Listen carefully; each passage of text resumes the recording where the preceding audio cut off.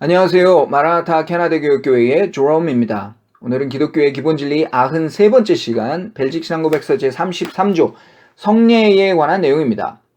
먼저 우리말 성례, 영어로는 sacraments라고 하는 단어는 삼위일체라는 용어와 마찬가지로 성경에 직접 등장하지는 않습니다. 실제적으로 성경에 나타나는 것은 세례와 성찬 두 가지 예식뿐인데 후에 이 둘의 실질적인 공통점을 하나로 묶어 성례, 즉 거룩한 예식이라는 하나의 용어로 통칭을 해서 지금까지 사용하고 있을 뿐입니다. 어떤 사람들은 성경에 없는 말이니까 사용하면 안 된다고 주장하기도 하는데 그런 사람들은 할 때마다 세례와 성찬이라고 해도 상관없습니다. 하지만 두 예식에 분명한 공통점이 있고 그 공통점을 단 두 글자로 표현할 수 있다면 저는 그냥 성례라고 부르겠습니다. 그렇다면 이 두 가지 성례가 갖고 있는 그 공통점은 무엇일까요? 그것은 두 성례의 본질과 관련된 것이고 그것은 다시 기독교의 핵심으로 돌아가게 됩니다. 하나님 앞에 죄를 지은 사람, 그리고 그 죄인을 구원하시기 위해 그들의 모든 죄를 지시고 죽으셨다가 부활하신 그리스도의 희생, 그리고 그 그리스도의 구원자 되심을 믿는 믿음, 마지막으로 오직 그 믿음으로 말미암아 하나님의 영원한 구원에 이르게 되는 것, 이것이 성경이 가르치는 진리의 핵심이죠. 결국 죄인을 구원으로 이끌어가는 핵심은 구원자 그리스도이고 사람이 그리스도의 구원을 받아들일 수 있는 통로는 오직 믿음뿐입니다. 그러면 사람에게 이 믿음은 어떻게 생겨납니까? 신약성경 로마서 10장 17절 말씀에 그러므로 믿음은 들음에서 나며 들음은 그리스도의 말씀으로 말미암았느니라고 하십니다. 즉 구원을 이루는 믿음은 언제나 그리스도의 구원의 복음을 듣는 데서 시작하는 것이고 이렇게 듣게 된 복음을 가지고 성령님께서 사람의 마음속에 역사하심으로 믿음이 생겨나게 되고 자라는 것입니다. 이것이 유일한 길입니다. 그런데 인간의 실상은 어떻습니까? 설교를 통해 복음을 자주 들어도 믿음이 충분히 자라나고 있습니까? 아마 이 질문에 당당하게 그렇다고 대답할 사람은 거의 없을 것입니다. 이것은 복음에 힘이 없거나 성령님께서 무능하신 것이 아닙니다. 오로지 우리 안에 뿌리 깊게 내린 그 죄성이 우리의 지각과 감정을 가로막고 있어서 듣기는 늘 들어도 제대로 깨닫지 못하는 것입니다.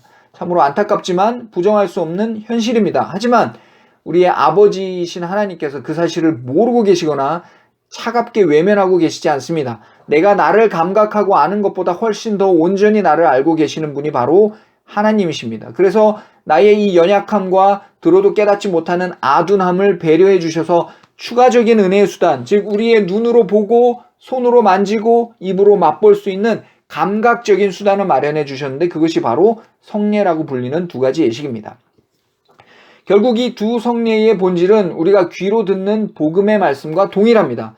죄인은 오직 구원자 예수 그리스도의 희생을 통해서만 하나님의 의에 이룰 수 있다는 것과 이 기쁜 소식을 통해 성령님께서 사람의 마음속에 참된 믿음을 생겨나게 하고 그 믿음이 자라나게 하신다는 사실, 죄인인 사람이 이 두 가지 사실을 붙들 때 그는 하나님께서 값없이 베푸시는 구원을 확신할 수 있게 됩니다. 그래서 이 두 가지 성례를 보이지 않는 것을 볼 수 있도록 하신 표와 인이라고 칭합니다. 표는 말 그대로 표시를 하는 것이죠.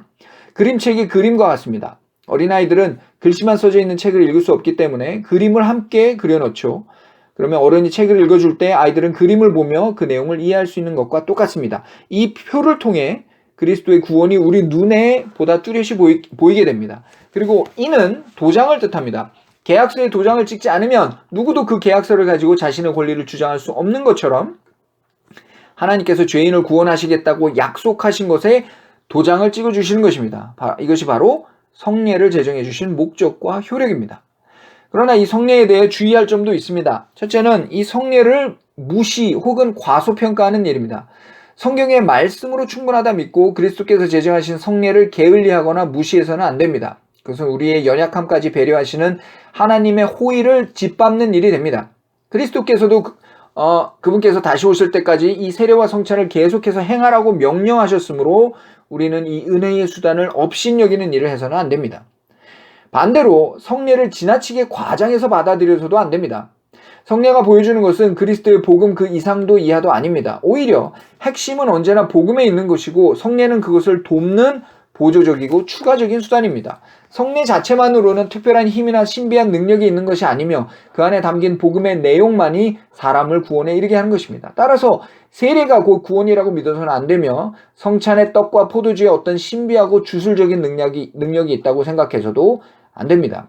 한마디로 요약하자면 성례는 하나님과 인간 사이의 언약 관계의 시작과 유지를 가시적으로 표현해주는 도구일 뿐입니다. 감사합니다.